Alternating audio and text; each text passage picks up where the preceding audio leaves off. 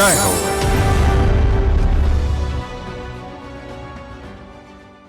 నమస్కారం. సామాన్యుల అసమాన విజయగీతిక ఈటీవీ జయహోకు స్వాగతం. శిక్షణకు అక్షరాలతో పని లేదని చాటారు.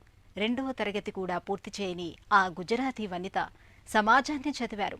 స్వయం కృషితో వ్యాపారవేత్తగా ఎదిగి గ్రామీణ మహిళల ఉపాధికి మార్గనిర్దేశం చేస్తున్నారు. బెంగళూరులో అక్కా చెల్లెలు పురుషాధిక్య రంగంలో నిలిచి గెలిచారు. అపురూప చిత్రపటాలను ఫ్రేముల్లో ఉంచి కళాకృతులుగా మలిచి వినియోగదారుల ప్రశంసలు అందుకుంటున్నారు. వినూత్న విజేతల కథనాలతో మీ ముందుకు వచ్చింది జయహో.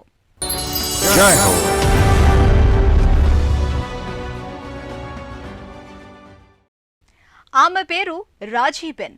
లక్ష్య సాధనలో రాజీ లేని తత్వం. గుజరాత్ రాష్ట్రం కచ్ ప్రాంతంలోని అవధ్ నగర్ తన స్వగ్రామం. సంపాదించే కుటుంబ పెద్దలు దూరమైన వేళ నేర్చిన నేత పని అక్కరకొచ్చింది. సంక్షోభాన్ని అవకాశంగా మలుచుకున్నారు. ఇంగ్లాండ్ వెళ్లి ప్లాస్టిక్ వ్యర్థాలతో వస్తువుల తయారీ నేర్చారు. కచ్లో గ్రామ గ్రామాన తిరిగి పేద మహిళలను సంఘటితం చేశారు. అవధ్ నగర్లో తయారీ కేంద్రం నెలకొల్పి వందలాది వనితలకు ఉపాధి మార్గం చూపారు.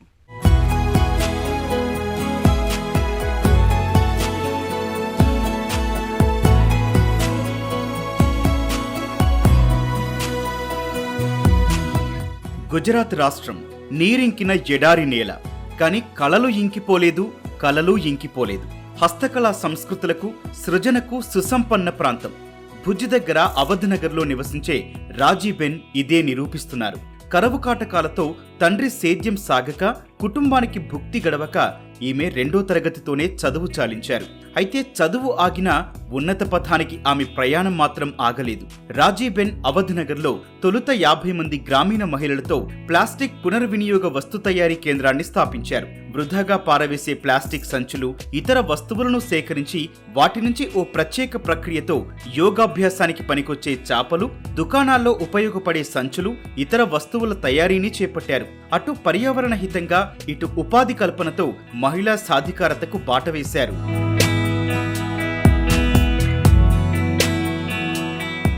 వేస్ట్ ప్లాస్టిక్ 2009-10 మధ్య నేను ఒక సంస్థలో పనిచేశాను. అప్పుడు విదేశాల నుంచి వచ్చిన ఓ అమ్మాయి అక్కడ ప్లాస్టిక్ నేత వస్తువులను చేయడం చూశాను. ఆ స్ఫూర్తితో నేను అలాంటి పని చేయాలని నిర్ణయించుకున్నాను. నేను చేనేత కుటుంబం నుంచి వచ్చాను. అందువల్ల ఈ పని నాకు తేలిగ్గా వస్తుందని భావించాను. నేను ఉపయోగించాల్సిందల్లా మామూలు దారం బదులు ప్లాస్టిక్ దారాన్ని, అంతే. అందువల్ల నేను చేస్తున్న పని అమూల్యమైనది, పర్యావరణ హితమైనది అనుకున్నాను. 2009లో ఖమీర్ అనే స్వచ్ఛంద సంస్థతో సహకార బంధం రాజీబెన్ జీవితాన్ని మలుపు తిప్పింది. కచ్లో హస్తకళా వస్తువుల తయారీ, సంస్కృతిని పరిరక్షించే సంస్థ అది. తనకు వచ్చిన నేత పనిని ప్లాస్టిక్ వస్తు పునరుత్పత్తికి జోడించారు. ఈ క్రమంలో 2018లో తను వస్తు తయారీలో మెరుగైన శిక్షణకు లండన్ వెళ్లారు. అయితే తన ప్రతిభను చిన్నబుచ్చుతూ సాటి మహిళలు నిరుత్సాహపరిచారు. కానీ ఆమె విశ్వాసం చెక్కుచెదరలేదు. ఒంటరిగానే ప్రయాణం ప్రారంభించాలని నిశ్చయించారు.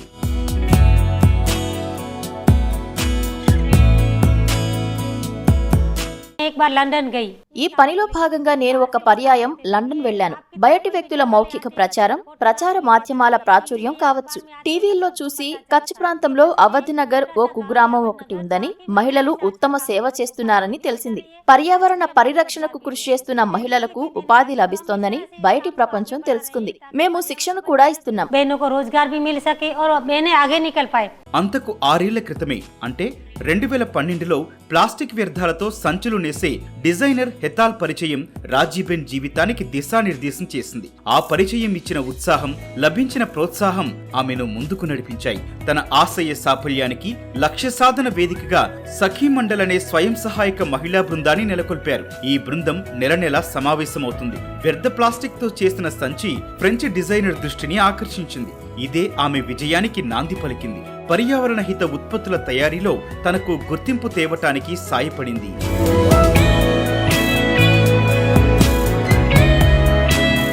हमारे साथ ये दो प्रॉब्लम మాకు है। ప్రధానంగా 2 సమస్యలున్నాయి. ఒకటి వృధాగా పారవేసే ప్లాస్టిక్ ను సేకరించడం, 2 మార్కెటింగ్ చేయలేకపోవటం. ఉత్పత్తి చేస్తాం, బాగానే ఉంది, కానీ తీసుకుని ఎక్కడికి వెళ్ళాలి, ఎక్కడ విక్రయించాలి, ఇదే అంతుబట్టలేదు. మా పరిస్థితిని అర్థం చేసుకున్న ఓ స్వచ్ఛంద సంస్థ ముందుకు వచ్చింది. మార్కెటింగ్ లో మాకు సాయపడతానని తెలియజేసింది. ఔత్సాహిక వనితలకు శిక్షణ కార్యక్రమం నిర్వహించాం.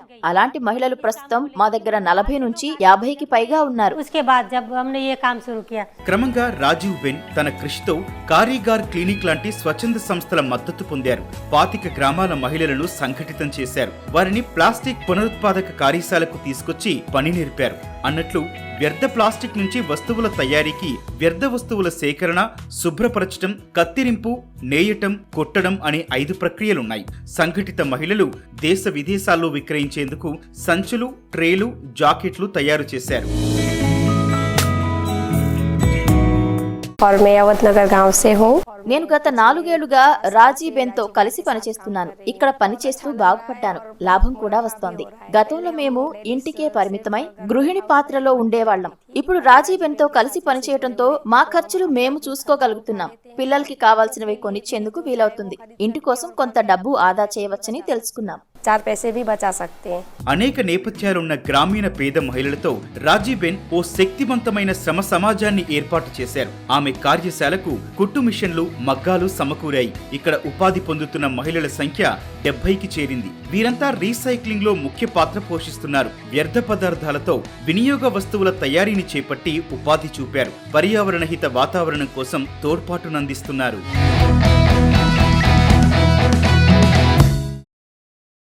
दस मशीन है ऐसे। ప్రస్తుతం మా దగ్గర 10 కుట్టు మిషన్లు ఉన్నాయి. ఉదాహరణకు ఓ 50 మహిళలుంటే 30 మిషన్లు కావాలి. అలా అయితే మహిళలు ఎక్కువ పని చేయవచ్చు, స్వతంత్రంగా ఉండగలరు. మేము ఒక కార్యశాలను నెలకొల్పడానికి స్థలం కావాలి. ఈ అంశంలో ప్రభుత్వం సహకరిస్తే, యంత్రాలు, ప్లాస్టిక్ సేకరణకు తోడ్పడితే 500 మహిళలకు మేము ఉపాధి కల్పించగలం. अगर हमको ये 2 चीजें मिलती है तो हम और बहनों को 500 बहनों को काम दे पाएंगे। రాజీబెన్ సంస్థ ఢిల్లీ, ముంబై, బెంగళూరు లాంటి నగరాల్లో తనదైన ముద్ర వేసింది. నానాటికి అంతర్జాతీయ స్థాయి ఆర్డర్ల పెరుగుదలతో క్రమంగా ప్రత్యేక గుర్తింపు లభిస్తోంది. తన వ్యాపార సంస్థ వార్షిక వాణిజ్య విలువ 15 లక్షలకు చేరింది. స్థానిక మహిళలకు శిక్షణ ఇస్తూ నెలకు 100 సంచులు ఉత్పత్తి చేస్తున్నారు. ఆమె విశేష కృషికి గుర్తింపు లభించింది. స్వచ్ఛ సుజల్ శక్తి సమ్మాన్ పురస్కారం వరించింది.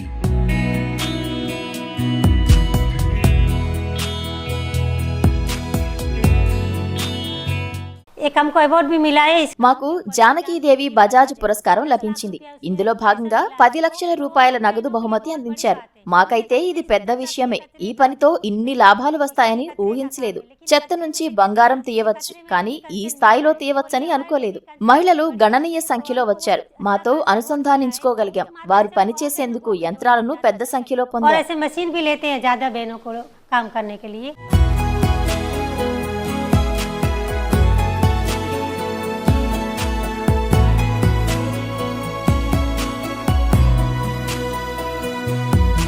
పటం కట్టుకుంటారో మొదటి విషయం మాత్రం మాకు వదిలేయండి అంటున్నారు బెంగళూరు సోదరీమణులు భవానీ, రేవతి. ముచ్చటపడి తీసిన ఫోటోలు, పెయింటింగ్స్ ఇలా జ్ఞాపికలేవైనా చక్కని ఫ్రేముల్లో అందజేస్తున్నారు. తండ్రి వారసత్వ విద్యను సవాలుగా స్వీకరించి విజయంతో జవాబు చెప్పారు. కార్పెంటరీ కార్యశాలను వ్యాపార ప్రపంచంగా మలుచుకున్న అపూర్వ సహోదరీమణులు భవానీ, రేవతిల జైత్రయాత్ర ఈ కథనం.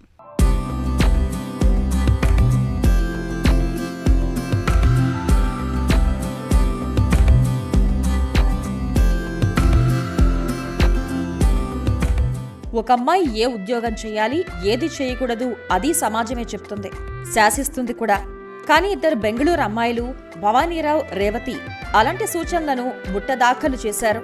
తండ్రి తమకు వారసత్వంగా అందించిన కార్పెంటరీ వ్యాపారాన్ని సగర్వంగా స్వీకరించి జీవితాన్ని కొత్త ఫ్రేముల్లో చూసుకుంటున్నారు. తండ్రి ప్రారంభించిన గుడ్డి ఫ్రేమ్ ఆఫ్ ఆర్ట్ వ్యాపార సంస్థకు భవానీరావు కొత్త సొగసులు అద్దుతున్నారు. నాన్న చేసిన వడ్రంగం పనిని, ఆ వ్యాపారాన్ని నిస్తంగా గమనించిన భవానీరావు తర్వాత దాన్నే తన కెరీర్గా మలుచుకున్నారు.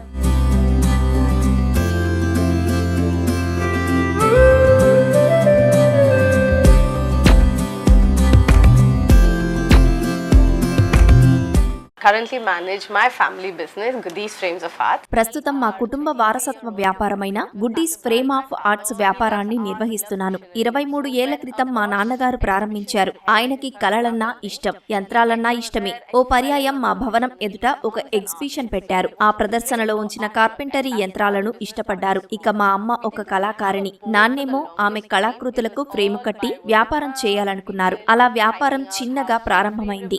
He wanted something which is more machine intensive and art protective. కుటుంబ వ్యాపారంగా ఆరంభమైన ఫోటో ఫ్రేమ్స్ భవానీరావు రాకతో అనూహ్యంగా విస్తరించింది. తొలుత తండ్రి ఆరంభించిన ఈ వ్యాపారంలోకి రావాలని ఆమె అనుకోలేదు. కోవిడ్ మహమ్మారి విజృంభణతో ఆమె బాధ్యతలు పెరిగాయి. ఆమెకు ఫోటో ఫ్రేమ్ల తయారీ, మిషనరీతో పని అంటే క్రమంగా అభిరుచి ఏర్పడింది. పనిలో వైవిధ్యం చూపాలన్న తపన చివరికి ఇదే కెరీర్గా స్వీకరించాలి అన్న నిర్ణయానికి దారితీసింది.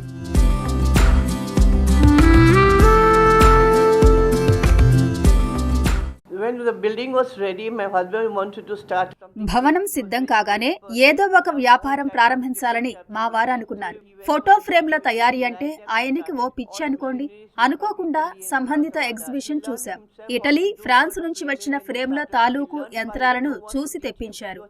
ఎవరూ చెప్పకుండానే తనే స్వయంగా వాటి నిర్వహణ నేర్చారు. ఆయన వృత్తి వడ్రంగం. అందుకోసం ఉపయోగించే యంత్రాలంటే అవగాహన ఎక్కువ. Mission specialist. చెక్కను కట్ చేయటం నుంచి అన్ని పనులు స్వయంగా చేసేవారు.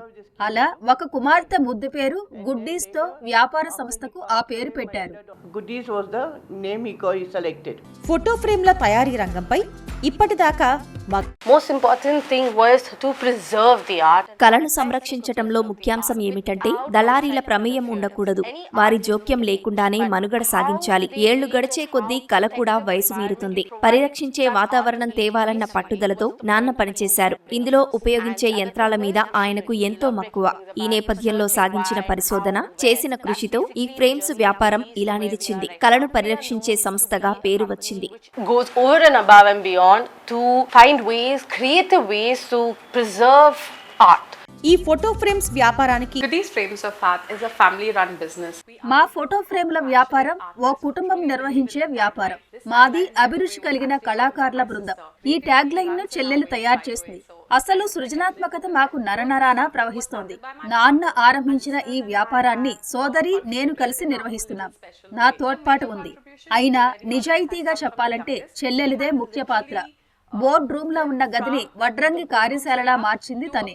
ఇందుకోసం స్వయంగా తనే అన్ని పనులు చేసింది. To a carpentry workshop setup where she kind of does things by herself. ఛాయాచిత్రాలు మనసు మీద ముద్ర వేసేలా రకరకాల ఫ్రేముల్లో అందిస్తున్నారు.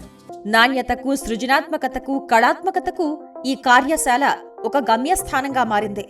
వినియోగదారుల స్పందనను ఆమె పరిగణనలోకి తీసుకుని ముందుకు సాగుతూ ఉంటారు. ఎప్పటికప్పుడు అత్యున్నత ప్రమాణాలకు అనుగుణంగా ఉండేలా చూసుకుంటారు. Speciality what we are adding now, they are very వినూత్న ఆకృతులు, ఎప్పటికప్పుడు నాణ్యతను, నవ్యతను జోడిస్తున్నాం. ఇక్కడ రకరకాల ఫ్రేమ్స్ ఉన్నాయి. ఇక్కడ నాణ్యతా ప్రమాణాల తనిఖీలు అనేకం ఉన్నాయి. కొన్ని మార్కెట్ ఫ్రేమ్స్ అంటారు, కొందరు వాటికే ప్రాధాన్యమిస్తారు. కానీ ఇంతలా డిజైన్ చేయలేరు. సౌందర్యాన్ని ఇనుమడించేలా అక్కడ నాణ్యతా ప్రమాణాలు పాటించడం, నిర్ధారణ తదితరాలు ఉండవు. quality control in terms of visual aesthetics. Bhavanirao Guddi frame of art వ్యాపార సంస్థ విస్తరణను లక్ష్యంగా నిర్దేశించుకున్నారు. ఆత్మను అద్దుకున్న ఆవిష్కరణలు కావాలి, శ్రేష్టతకు మారుపేరుగా నిలవాలని ఆమె తపన. ఆమె కథ ఒక విజయగాథ. చిన్ననాటి అభిలాష అలా ఉండిపోయింది. అభిరుచితో తండ్రి వ్యాపారాన్ని వారసత్వంగా స్వీకరించారు, వృత్తిగా చేపట్టారు. ఇది మీ పని కాదు అనే ఛాందసాలను తుడిచివేశారు. కళాసృజనతో నవ జవసత్వాలు ఇచ్చి ఫోటో ఫ్రేమ్ల తయారీలో, వ్యాపారంలో తనదైన ముద్ర వేశారు.